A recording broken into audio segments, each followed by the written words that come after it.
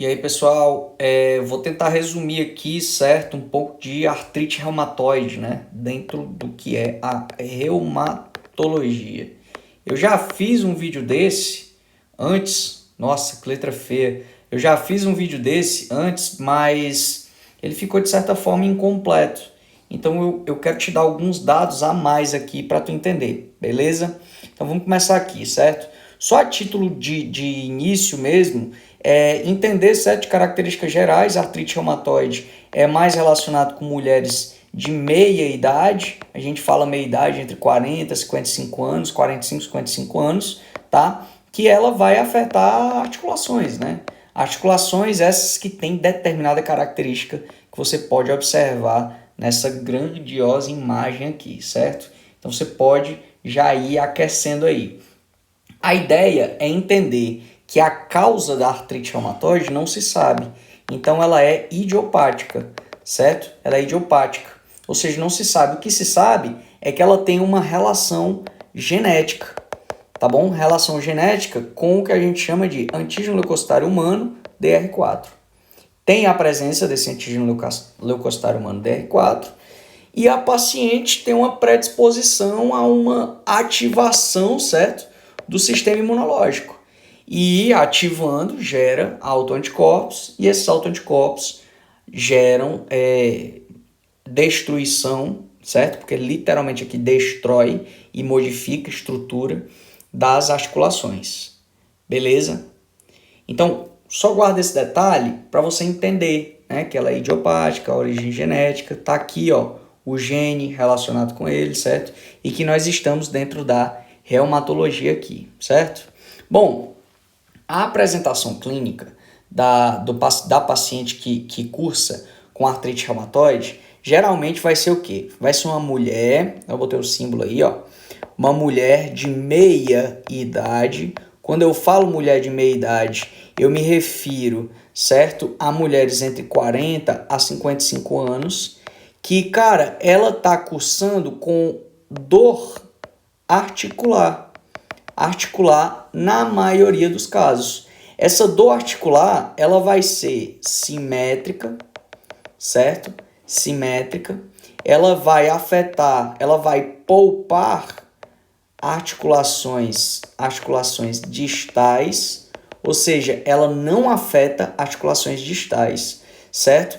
E além disso, essa dor vai estar associada a uma rigidez matinal de aproximadamente 1 hora, certo? Mais ou menos, o meu objetivo era botar um menos aqui, mas mais ou menos 1 hora, certo? Ela vai ter essa rigidez matinal. Tem outra característica, que é uma das características principais, certo? Que é que essa dor vem associada a uma alteração estrutural, ou seja, deformação, certo? Da articulação. E a deformação tem todas essas outras características, certo? Ela vai poupar as articulações distais, certo? Além disso, ela vai, certo, ser simétrica, tá? Só que essa deformação e dor, a localização principal delas, você vai lembrar que é em mão, pé e punho, certo? Essas são as alterações principais. Pode gerar em outras estruturas articulares? Sim, mas as principais então, uma mulher de meia idade que está com dor articular e ou deformação em mão, pé e punho. Lembra que pode ser só dor articular em mão, pé e punho. Por isso que eu botei separado, tá? Que o quadro clínico ele pode te enganar frente a isso. Aí você vê, né, que poupa articulações distais, que gera rigidez matinal por mais ou menos 1 hora. Aí você pensa em artrite reumatoide, certo? Também existem alterações extraarticulares, mas antes de falar delas, eu quero te dizer só uns sinais específicos aqui, certo? Relacionados à artrite reumatoide. Primeira coisa que você vai ter, que você vê aí na imagem, é o que a gente chama de sinal do pescoço de cisne, né? Se chama sinal do pescoço de cisne, assim, por causa dessa envergadura da mão aí, certo? A outra coisa que você pode observar aqui, ó, é que não afeta distais, tá certo? Não afeta distais, tá bom? Outra alteração que você vai ver é o que se chama de dedos em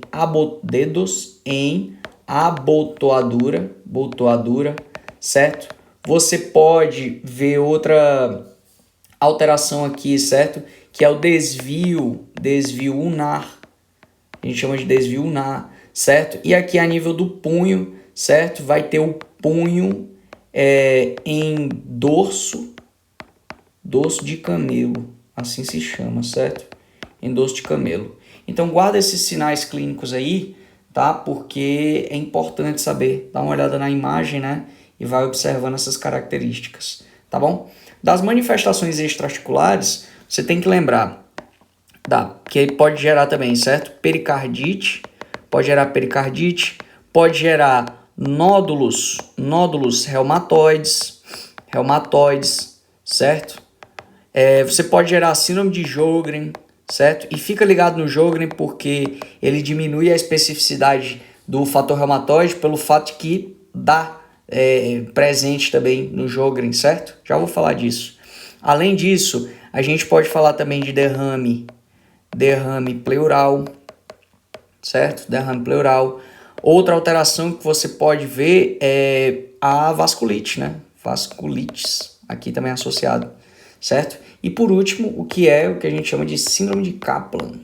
Kaplan é quando o paciente tem uma artrite reumatoide mais pneumocistose,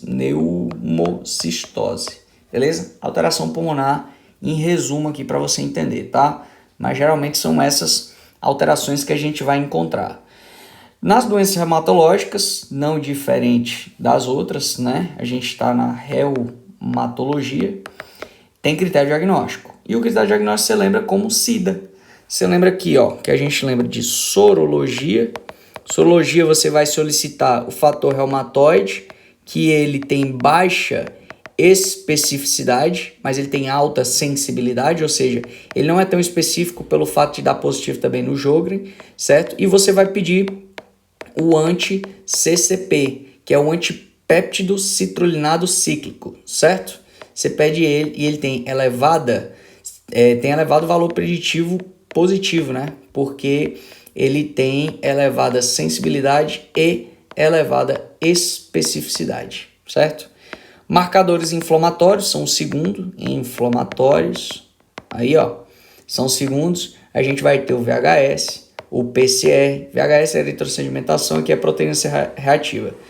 Geralmente você não vê a procalcitonina elevada, certo? São mais esses dois mesmo.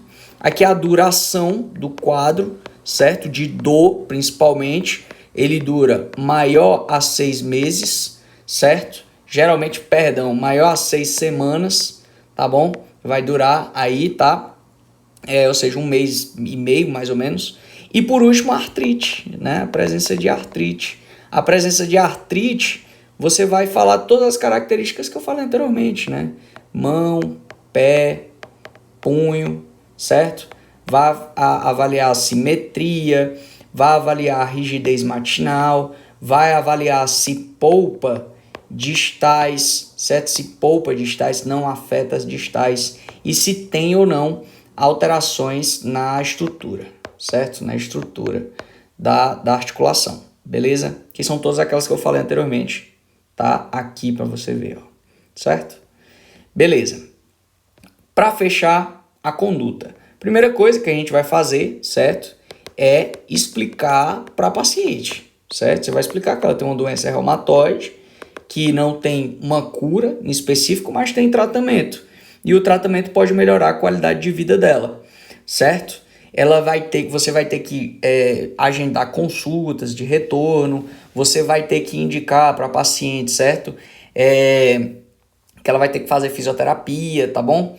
Ter os cuidados necessários e tudo mais. Você faz toda aquela flora de geralzão, né, de modificação do estilo de vida, mas o que você vai ter que passar mesmo para essa paciente são os que a gente chama dos DARMIDs, né, que são as drogas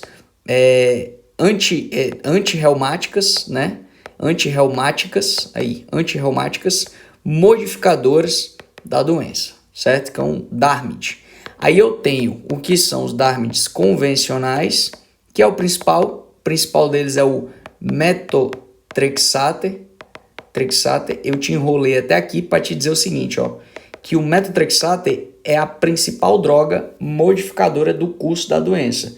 Então, duvidou na artrite reumatoide ou pensou em artrite reumatoide, passa metotrexater, certo? Passa metotrexater porque é a principal droga. A outra que você tem é a hidroxicloroquina, tão conhecida aí nos últimos tempos, né? Mas a hidroxicloroquina entra aqui, ó, como um imunomodulador, certo? Então, para você ver aí, né? E a parte disso, certo? Essas são as duas principais drogas aqui, tá? Você também tem o que são as drogas antirreumáticas modificadoras de doença, que são as biológicas. As biológicas, elas tem um detalhe nelas aqui, mas você tem dois tipos, certo? São os inibidores do fator necrótico tumoral alfa, que eu tenho aqui o infliximab, o etanercept, certo? Aí, certo? E tem os anti-CD20, certo? Que aqui eu encontro o rituximab. Só tem um detalhe, vou botar de observação aqui para ti, sobre as drogas biológicas, é que você pode chamar os DARMIDs biológicos, né? Que é o seguinte, se você utilizar uma droga biológica, antes de você pedir a droga biológica, passar para o paciente a droga biológica, você tem que solicitar exames de triagem aí, certo? De buscar, certo? Tuberculose, se tem fontes de tuberculose no paciente, porque lembra o seguinte, nós todos podemos, em um momento da nossa vida, ter contato com um paciente com tuberculose e não desenvolver a doença, mas fica lá um foco latente, certo? Fica lá um foco latente do bacilo tuberculoso, ele fica lá tranquilão no pulmão. E aí, por algum motivo que gera imunossupressão na gente, esse foco vem a ativar e, consequentemente, o paciente vem a desenvolver, né, a tuberculose, tá bom? Tuberculose pulmonar. Então, você mínimo aqui tem que solicitar um PPD, certo? E o valor dele, para ser normal, para você continuar com tratamento, tem que ser menor a 5 milímetros, tá certo? Porque assim, ó, essas drogas são imunomoduladoras, imunossupressoras.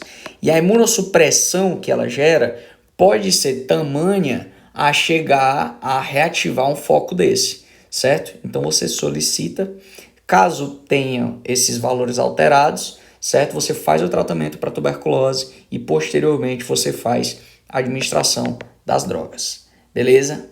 Vou te dar uma cerejinha do bolo, que é sobre o metotrexater, principal droga, certo?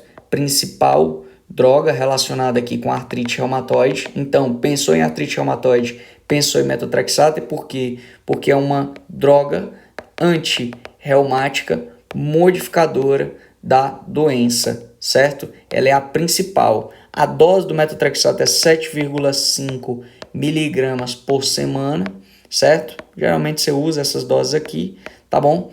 E no mais, é só entender que o metotrexater é a principal droga aí, certo? Relacionada à artrite reumatoide. Eu espero que você tenha gostado. Se você gostou, compartilha, tá? Que vai me deixar muito feliz aí. Valeu e tchau.